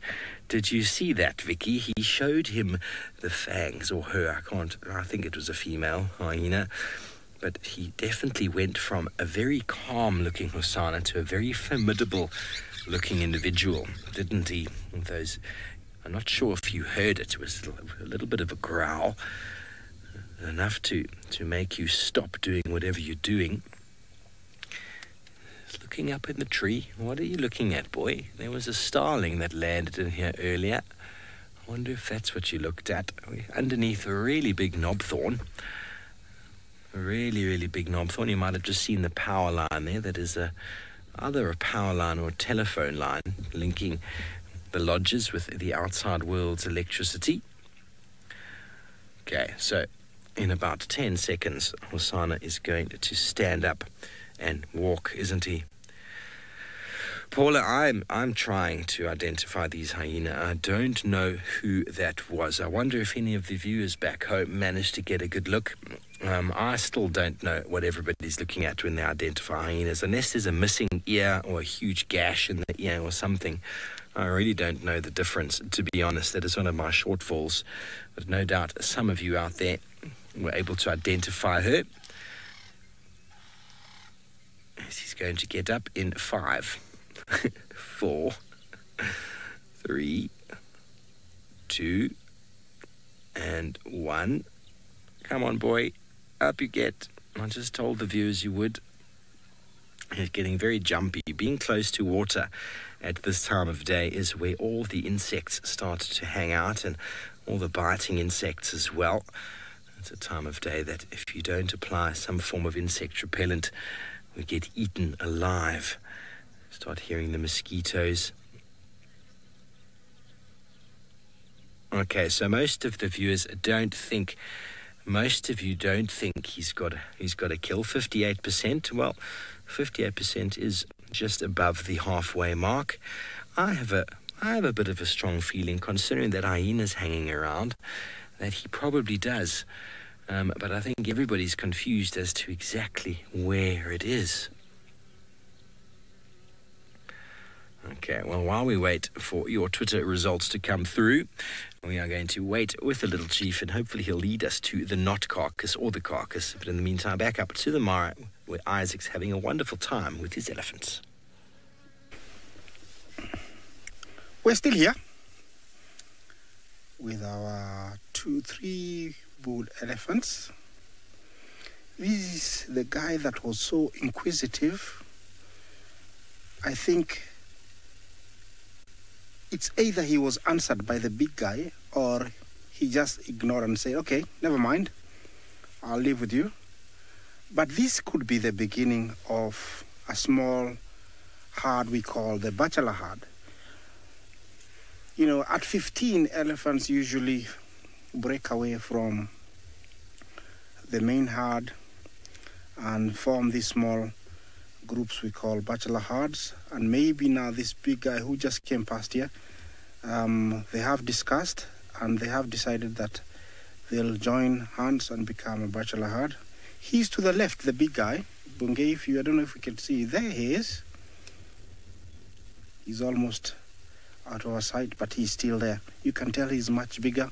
His tusks are much, you know, like thicker, longer, and also very widespread. So this could be the beginning where they'll hang around together until they reach maturity, which is much later.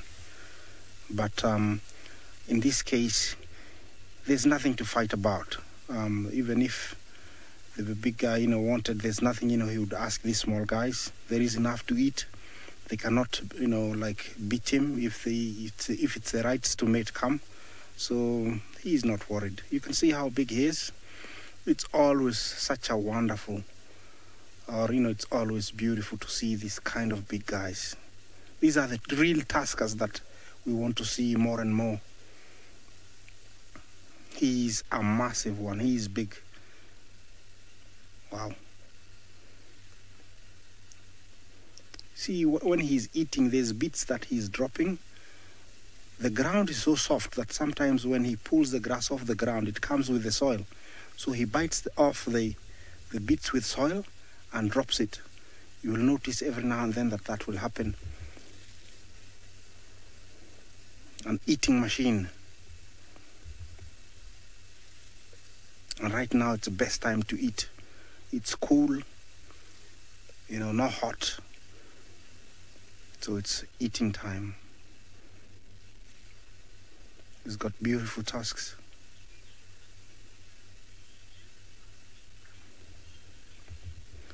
Truly, you ask about the ages of these guys. I'm not an expert in gauging the ages, but looking at this guy, you know, if you look at the body size, look at the tusks, look at the health, I'm making a guess here, but I would say he's mid-40s. I would give him that. The other guys were much younger. You see this guy here to the right, he's much younger. This guy, I would say he's less than 15. Yeah, I think this guy is 15. And I think they've given us their time, so I'm going to give them a little bit of privacy to enjoy themselves, and I'm going to send you down all the way to Duma with Steve and Hosanna on the move. Oh, okay, I'm here. Hello, Teapot. That is checking the wind. He's picked up a smell. Yeah, so he's smelling. Are you coming towards me? Okay. I think he's picked up that I'm here. Yes, I was talking about you. It's too dark. And I think he's picked up that I'm here. Now he's changed his demeanor. But nothing to panic. All is fine. Hello. I don't mean no trouble. I just want to see you and then go. Well, I don't think I'm very right, because he seems to be going in the wrong direction. The other male is too far to the left, so I don't think it's going to be, you know, to be like a bachelor herd formed. He's gone. Okay, let's hit the road now. It's pitch dark, but it's beautiful. Thank you, Alice. See you again tomorrow. Well, like I was saying earlier, there's plenty of plenty of elephants at this time of the year. I'm not saying that there is enough. I wish we had more than what we have. It's always nice to see more and more. I can't imagine the Mara without the elephants. It would be so different. They play a very vital role in the ecosystem, because you think that, you know, they destroy trees.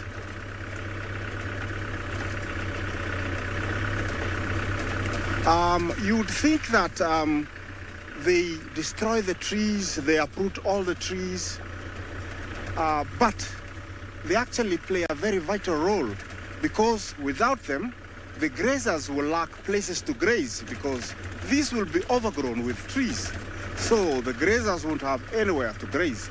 So actually, they actually play a very, you know, important role.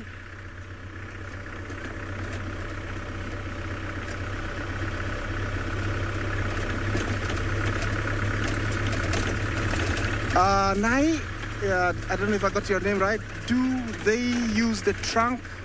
Please repeat the question. I'm here. Please ask me the question. I was talking about how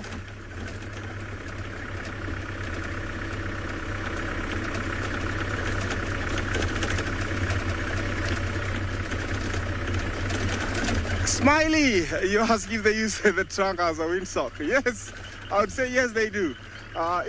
You might not like float around like a windsock, but they do use it like that. The air goes in and they can pick up, you know, whatever they want to smell, or you know, which way the wind is blowing. Okay, so elephants are very important. Also, when they fall the trees, if it's a big tree, the grass grows around the tree. It forms a new home for maybe a snake, a scrub hare, a tortoise, things that we never think about. So elephants, yes, it does destroy trees. Yes, and actually, yeah, we'll continue the topic more. Let me just send you to Jamie, who's got more elephants. Maybe he's got something more to tell you about elephants.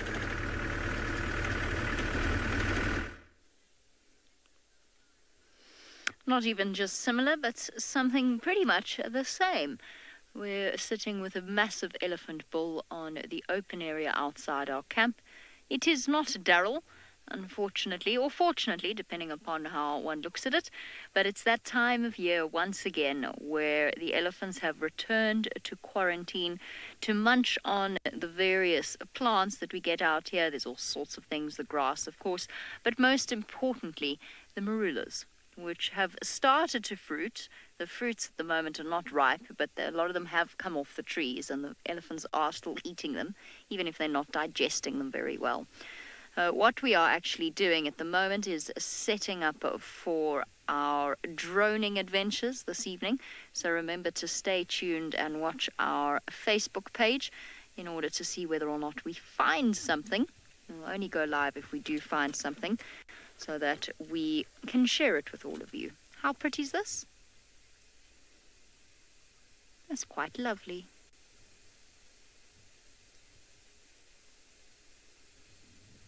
The sun slowly setting. No, sun is set. Sun is gone. Now, of course, as it gets dark, we'll be keeping a close eye on this particular gentleman and make sure that he doesn't come and investigate whatever it is that Seb is doing. So far, he knows we're here. I've already got up, wandered around the vehicle. Seb's been out of the vehicle. So he's seen us, he knows we're here. He's not terribly concerned by our presence at all. We will settle in and just make sure that we keep an eye on him. Oh, wonderful news. It's something I missed terribly about the Masai Mara. Isaac has found a serval. Let's go and have a look at it.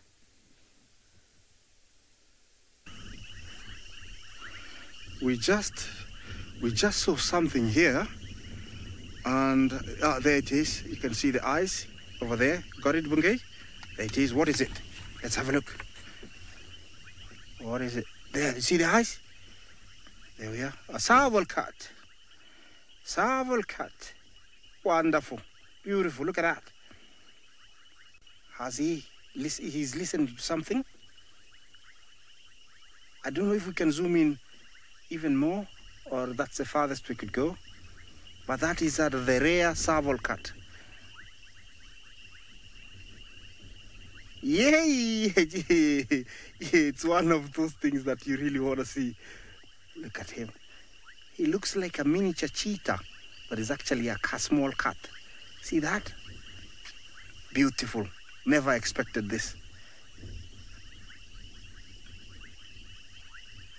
This is one of the few cats that is known to hunt birds that are flying at very low, level, up to about 4 feet. With its strong hind legs, it's able to leap and swat low-flying birds. Beautiful. They're both diurnal and nocturnal, and here they're more active at night. Really cool to see one. He's heading farther and farther away from me. Well, yes, I'm talking about you. Beautiful. That was amazing. Wow. That was amazing. Cool, eh? Ravinda, yes, they have beautiful ears. Yeah, in this kind of terrain, and in this kind of terrain, you need big ears to listen. I'll send you down to Juma with Steve and Hosanna.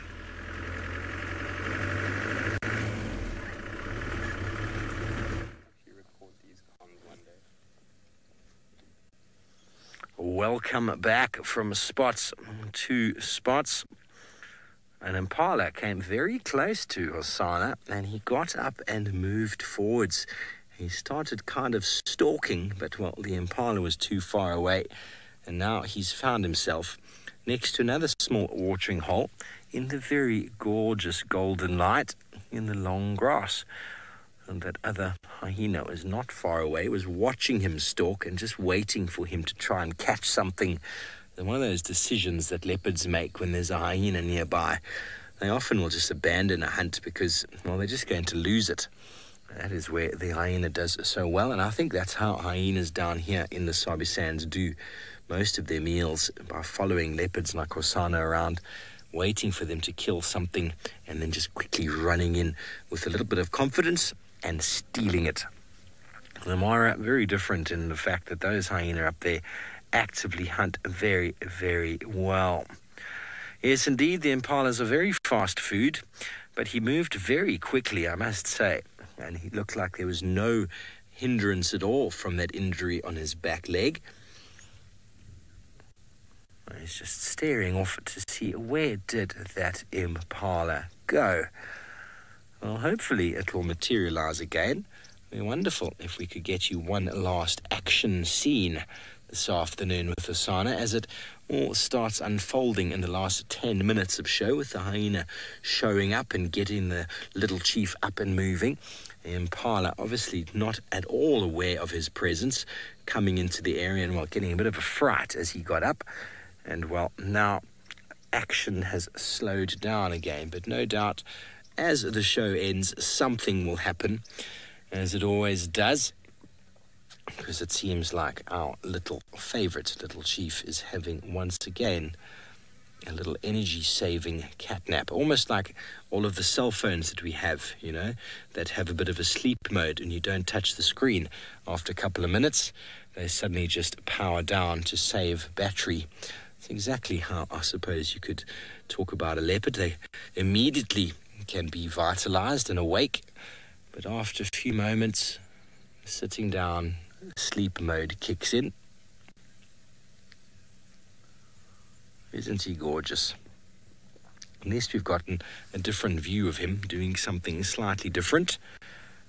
There is Gowrie Main, the road in the background there, and there's the next watering hole. I'm surprised we're not hearing any frogs at the moment, actually. We've got watering holes on either side of us. Not hearing any sounds of frogs, but, well, that is the way it is. We've got leopards out this afternoon, only Hosanna. Well, unlucky Jamie wasn't able to find the action to the east. We will hopefully find them with the drone this evening if they all come back into Juma. We're not going to be flying the drone across the boundary into Torchwood, but wouldn't that be marvellous to get leopards in the sky this evening? It would indeed. It's not as warm as it was last week, so maybe there will be more action to be had. But anyway, everybody, thank you for joining us on this Sunset Safari. We have thoroughly enjoyed your questions and comments. Thank you to for Isaac, Mara and Jamie, and all of you. FC as well in Joburg. Thanks, everybody, for all your hard work. We will see you again tomorrow morning, and good night and goodbye.